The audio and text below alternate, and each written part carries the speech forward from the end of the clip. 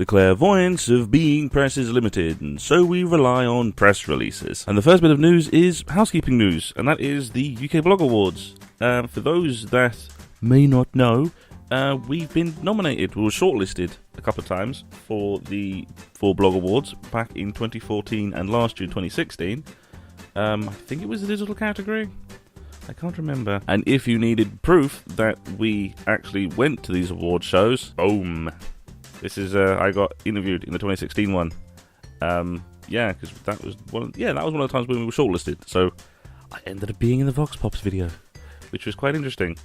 It was before I started doing these videos, so I was terrible as a person to interview. I think, very strangely, looking at myself, I think I may have lost some weight as well, which is really weird, 'cause that's only a year ago. And if you want to get really creepy, the shadow person with the hat behind the woman in the hat is with the person in shadows. That's me. I can tell it's me because I used to wear the hat. So good luck to those nominated. It's always fun. The event is always fun. Try not to drink too much. I usually do. I'm not going to be there, as I've said before. I do Blog Hour streams on the Tuesdays at 9 o'clock, usually stylebound, which I talk about the Blog Hour and Blog Awards and things. So tune in for those. Because for that, I'm going to leave that there and actually go into the actual gaming news for the week. As we're getting to the spring release schedule timings, we're starting to get a few things of games that are coming out. And a series that I have always liked is the Guilty Gear series. I've played it since the PS1. It's a 2D fighter thing. And the latest game in the franchise, Guilty Gear, in one of the videos it was called Xrd. Guilty Gear Xrd Rev 2 is the release date has been announced. And that release date is May 26th, so it's going to be coming out next week with a bunch of other games. It's really getting to the point where it's the spring schedule, because there's probably about a dozen games I may or may not be reviewing at some point, coming out within a week. And as one last email to talk about, this is about Devcom, which is the sort of coordinated, connected convention thing for gaming industry people that's going on around the same time as Gamescom. As they say here, brand new games industry forum Devcom will take place alongside Gamescom in Cologne for the first time this summer from August 20th to 24th, 2017. Devcom presents a stellar lineup of events including Devcom developer conferences, Devcom summits, and the new info exchange area, the Devcom Developers Lounge, as well as the official Gamescom keynotes. So it is a convention, a gaming convention that is going on in tandem with Gamescom for industry people, for developers. I've already stated my intention that I am going to be going to Gamescom proper, going to the actual Gamescom event as I did last year. At least that is the intention.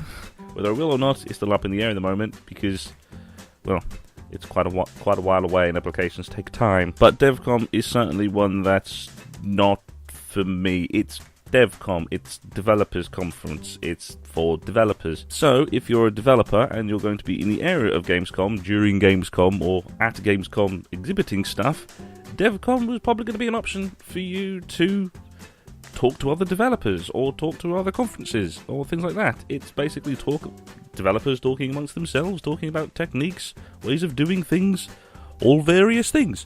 So yeah, it's certainly an option for developers. If you're going to be in Gamescom at the same time, then might as well go to this as well. And if you do want to go to this, then you need to buy a ticket, which is the entire point of the special release. It's saying that the tickets the early bird sales are now open. With the VIP pass, which is the 5 days plus full access program, which is the full flash, is €1,019. Then there's the Devcom All Access Pass, which is all 5 days plus some additional things, at €764. Then there's Devcom Business Pass, which is both Devcom and the key business events at Devcom, which is $424. Then there's the Student Pass, which covers all the Devcom stuff plus some of the events, which comes in at €169. You have to present your student pass when you pick up the ticket at the event. That is part of the little small print thing. You have to have a valid student pass during the event, because they're going to check. Then there's the two Respawn at Devcom conference passes, one which is the normal one for €143, then there's a student one, again, have a valid student pass for €59 for Respawn at Devcom, which is one of the big special events going on. So, as I said before, if you're a developer that is in the area around the same time anyway, it's Gamescom, it's basically Europe's E3, So if you're going to be in the area anyway, then this is going to be a good option for developers to go to. So yeah, it may be something to check out if you're a developer. If you're a normal person, like public or even press like me, it's not going to be your sort of thing. It's much, from what I've seen, almost entirely developer-based, or pretty much is entirely developer-based. So even for press people like me, who are going to be most likely at Gamescom anyway, still probably not a event for us. And with that, we're going to go on to the press releases announced through Games Press. The first release is a very short release for the 2017 Esports Industry Awards. This is basically just a press release going, the nominations are now open. Go to the website and nominate. All you have to do is just go to the website, click the Nominate Now button, and then you're given the selection of categories that are going through at this stage. This is phase 1, so I'm guessing they're going to announce either more categories or have a second stage to the ballots. So it's probably something like that. So if you like esports, or watch esports, or consume esports media, then nominate your favourites. They have player awards, journalist awards, press awards, photographer awards, videographers awards.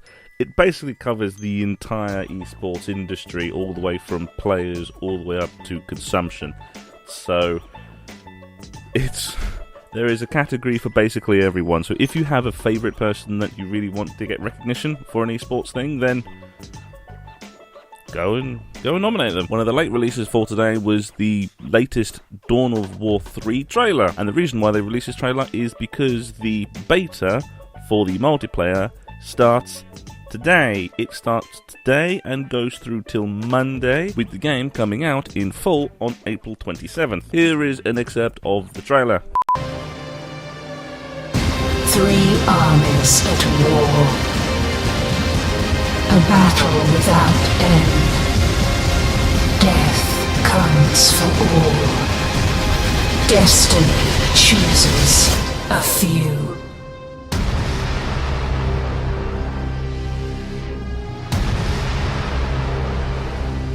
As with usual scenario, it's not going to show the entire trailer unless I am sure that I'm not going to get content ID. The full trailer I'm going to link in the description anyway, for your viewing pleasure at your leisure. On to the press release itself, they say, with the release of Warhammer 40k, Dawn of War 3 just 1 week away, Relic Entertainment and Sega Europe are pleased to release the Fragments of War trailer. On April 27th, the planet Acheron will emerge from the warp, bringing with it the mysterious Spear of Cain, the powerful weapon that sets Dawn of War 3 in motion, drawing 3 familiar faces ever closer to their intertwined fates. And then they introduce us, or more, reintroduce us to the lead characters of the races in the game, with Gabriel Angelos being the head of the Space Marines, Farsi Amaka for the Elder, and Gorguts for the Orcs. Gorguts. If you remember those names, they're from Dawn of War 1, or at least I remember them from Dawn of War 1. I spent more time playing Dawn of War 1 than Dawn of War 2. And then they go on to say, Dawn of War 3's story will unfold across 17 single-player missions, challenging players to command epic heroes, assemble huge armies, and wage war across a range of hostile environments. In multiplayer, the scale of the battle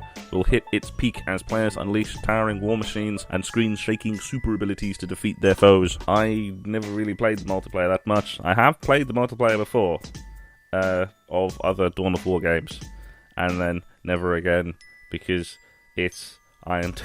when it gets to a point where it's 1v1, v1, v1, and I'm first to die in the space of about 3 minutes, it's never going to bode well. So, yeah, I hope to review this game, but it's going to be primarily the single player, because I am terrible at the multiplayer of this game. It's the same guys from pretty much every RTS, includes even some of my most favourite games of all time, like the Command & Conquer series. I absolutely adore them. I hate playing against other humans because I am terrible. And in more new game news, there's the Rick and Morty game. Rick and Morty Virtual Reality. It comes out, well, it says today, but it's April 20th, so it's actually yesterday. I have been saving my thoughts on Rick and Morty for a different series, which may or may not come out soon. But Rick and Morty has become a colossal phenomenon in the realms of entertainment. So, yeah, it's a Rick and Morty VR game. If you like Rick and Morty, then you're going to like this game. But it's VR, so VR headset, Steam, whatever. And as it is still award season, apparently. We're heading into spring, and it's still the award season for handing out awards. We have the Nordic Game Awards 2017. The nominees for the awards have been announced. The actual event itself, where the awards are going to be handed out, isn't until Thursday, May 18th. The Nordic Game Awards, kind of like BAFTA and some of the other award shows I've been talking about, this is a much more localized award show for the Nordic countries, and they have quite a few awards to give out, and here are the nominees for the awards. We have Nordic Game of the Year for the small screen, which is Clapper, Clash Royale, Mikorama, Space Marshals 2, and Tuford Inc. Then there's Nordic Game of the Year, which is the normal non-mobile version, which is Battlefield 1, Clash Royale, Hitman, Inside, Owlboy, and Tom Clancy's Division. We have Best Audio nominees, which is Battlefield 1, Goner, Hitman, Inside, and Owlboy. We have Best Fun for Everyone nominee, which is basically Best Family Game, which is Clapper, Fuzzy House, Musula Musical Monster Adventure, Stickbold, Dodgeball Adventure, and Toka Hair Salon 3. We have Best Debut nominees being Clapper, Goner, Manuel Samuel, Stickball, The Dodgeball Adventure, and Through the Woods. Best Technology nominees being Battlefield 1, Eve Valkyrie, Hitman, Inside, and Tom Clancy's The Division. Best Game Design nominees, that being for Battlefield 1, Hitman, Inside, Owlboy, and Tom Clancy's Division again. And the Best Art nominees, which is again Battlefield 1, Goner, Inside, Owlboy, and Unravel. It's always good to publicize these much more localized sort of award things and things like that, because otherwise you can end up getting stuck in a loop of things like the Game Awards and things like that, which is won by the same companies, by the same industry people year after year after year. Although, saying that, Battlefield 1 has been nominated for basically every award, so... And that's it for today. If you found this episode informative, please consider sharing the video around and subscribing. And I will see you on Tuesday for the next Press Rush.